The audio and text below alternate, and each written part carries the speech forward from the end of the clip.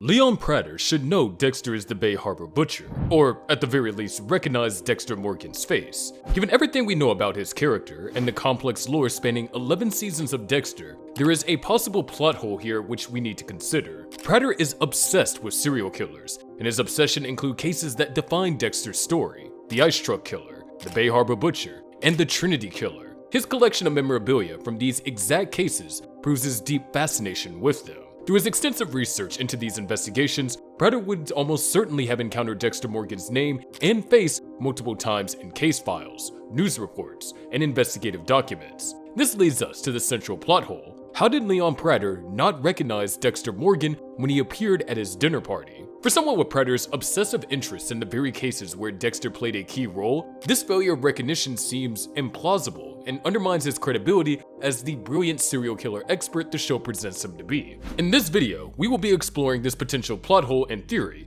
but first, we must establish who Leon Prater actually is. Leon Prater is a billionaire venture capitalist pathologically obsessed with serial killers. He's built an entire operation around identifying, recruiting, and financing notorious murderers, sending elaborate invitations through his head of security, Charlie, a former special ops operative, offering substantial money and camaraderie with like-minded individuals. Prater's track record is impressive. He successfully recruited active killers like Keith the Canton Clubber, Mia LaPierre, Lowell, Gareth, and Al Jolly by locating their hidden trophy collections and infiltrating their personal spaces. His invitations, elegant metallic cards with wooden boxes containing $80,000, demonstrates intelligence capabilities that rival law enforcement agencies. When he appeared in episode 4, Prater expressed genuine excitement meeting killers, stating he really likes serial killers and prides himself on acquiring the best of the best in every field. For someone with this obsession, unlimited resources, and a proven ability to track down active killers,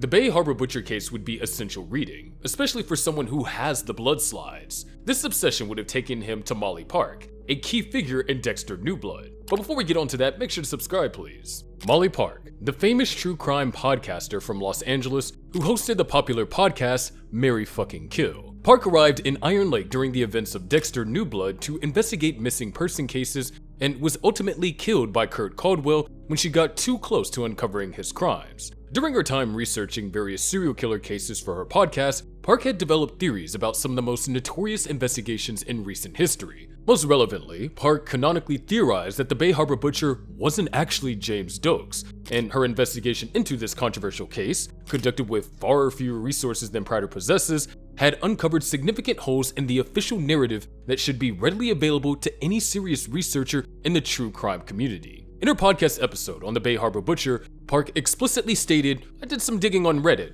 I found a guy who claims he did special ops with Dokes. He says Dokes was out of the country doing classified shit when some of the BHB killings took place. But the powers that be were more than happy to close an embarrassing case down after Dokes got blown up in an Everglades cabin before he could be arrested." Park's conclusion was unambiguous. Well, maybe the police didn't want to keep investigating the biggest case in Miami history, but I fucking do. Because if I'm right, the Bay Harbor Butcher could still be out there, still feeling all butchery, still a threat. And here's the thing, this theory wasn't buried in obscure forums. It was broadcast on popular true crime podcasts with significant reach, something a serial killer enthusiast like Leon Prater would be bound to have consumed. Now, through his extensive research into serial killer cases, Prater would have inevitably discovered the circumstances surrounding Maria Laguerta's death and her investigation into the Bay Harbor Butcher case. Laguerta, captain of Miami Metro Homicide, became convinced that James Dokes had been framed and that the real Bay Harbor Butcher was still active. Her investigation led her to focus specifically on Dexter Morgan, uncovering connections between him and multiple victims,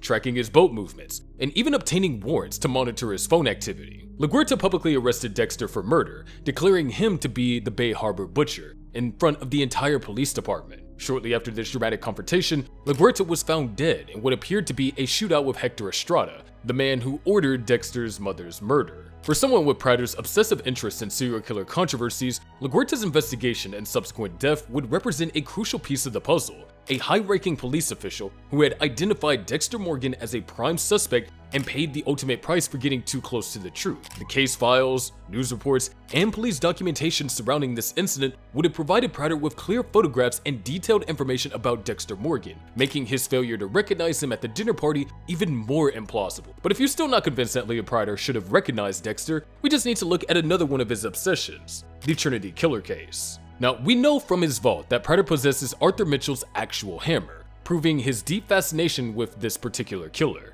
Any serious investigation into serial killers would almost inevitably lead Prater to study the Trinity Killer case, one of the most significant serial killer investigations in FBI history. Arthur Mitchell, also known as the Trinity Killer, operated for over 30 years and claimed 279 victims across multiple states before finally being caught in Miami. For someone with Prater's obsessive thoroughness, this case would be essential reading. What makes this case particularly relevant is Trinity's final victim, Rita Morgan. This murder stood out immediately because Rita didn't fit Trinity's typical victim profile. She was a mother with young children, killed in her own home rather than in the elaborate scenarios Trinity typically constructed. Any researcher studying this deviation would discover that Rita was married to Dexter Morgan, a Miami Metro blood spatter analyst who had been directly involved in the Trinity investigation. For someone with Prater's level of obsession, the name Dexter Morgan would appear repeatedly throughout the Trinity case documentation. The investigation files would reveal that Dexter had assumed the identity of Kyle Butler to infiltrate Trinity's family, a deception requiring remarkable skill and investigative knowledge, although the police and Quinn never found out that it was Dexter. Police sketches of Kyle Butler were distributed during the investigation and bore a striking resemblance to Dexter Morgan, a connection that Detective Quinn had noticed and even attempted to investigate by confronting Trinity's family members with Dexter's photograph. This again would have given Prater a second opportunity to see Dexter Morgan's face, making it even harder to believe that Leon didn't recognize him when Dexter claimed to be Ronald Schmidt. But there's still one more piece of evidence that would finally convince you that a major plot hole exists here: Harrison Morgan. Perhaps the most compelling evidence lies in Harrison Morgan's killing methods in New York. When Harrison kills Ryan Foster at the Empire Hotel, he dismembers the body and disposes of it in exactly 9 garbage bags, a signature technique that would immediately ring alarm bells for anyone familiar with the Bay Harbor butcher case. The precision of Harrison's methodology reveals intimate knowledge of the BHB techniques. He doesn't just cut up the body, he follows the exact protocol established by his father, from the dismemberment process to the specific bagging techniques to the disposal location. This level of detail isn't common knowledge found in newspaper reports or true crime documentaries. For Prater, who clearly monitors serial killer activity in New York, as evidenced by his recruitment of other killers operating in the city, witnessing this exact technique would be like seeing a ghost. As a serial killer enthusiast, discovering this crime would immediately put him on high alert. Either the Bay Harbor butcher had somehow survived and was now operating in New York, which would bring Dexter Morgan's face fresh to his mind from all of his research, or he would identify Harrison Morgan as a suspect. A simple background check on Harrison would reveal his connection to Rita Morgan's murder and Dexter Morgan, the very same figure Prater had encountered repeatedly in his Trinity Killer and Bay Harbor Butcher research. Either scenario makes Prater's failure to recognize Dexter at the dinner party completely implausible. Looking at all this evidence, we're left with 3 possibilities for explaining this recognition failure. The first option is that this could be a deliberate plot point that the writers will address in future episodes. I mean, we're only 4 episodes into the season, with 6 more to go, and perhaps Prater's eventual recognition of Dexter will become a major storyline. Maybe the writers are building to a dramatic revelation where Prater connects all the dots and realizes he's been face to face with the legendary Bay Harbor Butcher all along. The second possibility is that I'm overthinking this entire situation and reading too much into what should be simple suspension of disbelief. Perhaps the show expects viewers to accept that despite all these connections, Prater somehow missed them. Or the writers didn't intend for audiences to dig this deep into the logical consistency of their characters' expertise. But the most convincing explanation is that this represents a genuine plot hole that the writers simply didn't consider. When you examine the evidence systematically, Prater's obsession with the exact cases where Dexter appears, his possession of Trinity Killer memorabilia, Molly Park's widely broadcast theories questioning the official Bay Harbor Butcher narrative, Laguerta's public investigation and dramatic arrest of Dexter, and Harrison's use of signature BHB methodology in Prater's own territory, the failure to recognize Dexter becomes not just implausible, but mathematically impossible. For someone with Prater's demonstrated resources, proven expertise, and obsessive attention to detail, encountering Dexter Morgan's face and names across multiple interconnected cases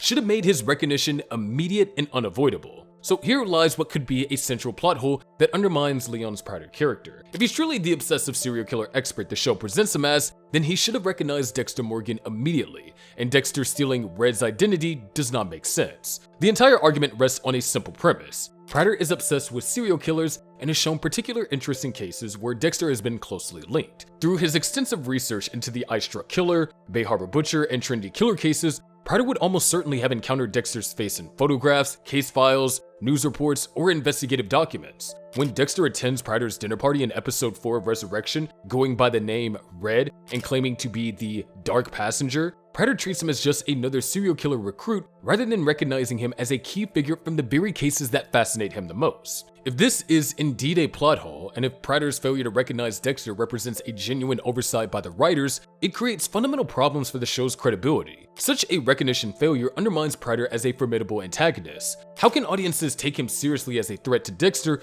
when he failed to recognize someone whose face should be familiar from his obsessive research? The show has already established through characters like Molly Park that true crime researchers in this world can identify problems with the Bay Harbour Butcher case using basic resources. Having someone far more invested and capable than Park fail to recognize a key figure from the very cases breaks the consistency of how expertise and knowledge work in this fictional universe. This would represent a significant missed storytelling opportunity. Instead of the generic serial killer recruitment we witness, we could have had a fascinating confrontation between someone who had studied Dexter's cases obsessively and the man himself. The dramatic possibilities of this immediate recognition, Prater's awe at meeting such a legendary figure, his suspicion about why someone supposedly dead was appearing at his gathering, or his excitement at finally encountering the Bay Harbour Butcher would have created far more compelling television than what we received. However, if the writers are deliberately building towards Prater's eventual recognition of Dexter, the remaining 6 episodes could deliver some of the most intense psychological warfare the franchise has ever seen. Imagine Prater slowly piecing together clues, perhaps triggered by Harrison's continued activities or Angel Batista's investigation,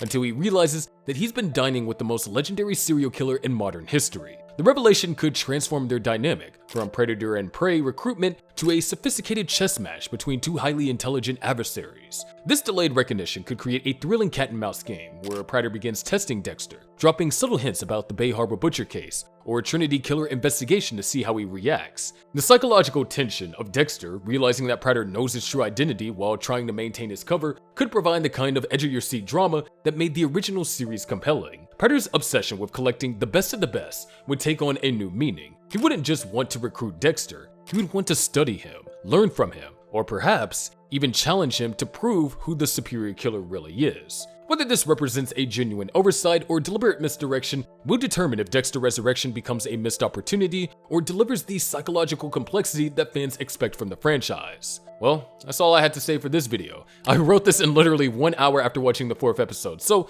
let me know what you think of this theory. If you enjoyed the video, make sure to subscribe, and I'll see you in the next one.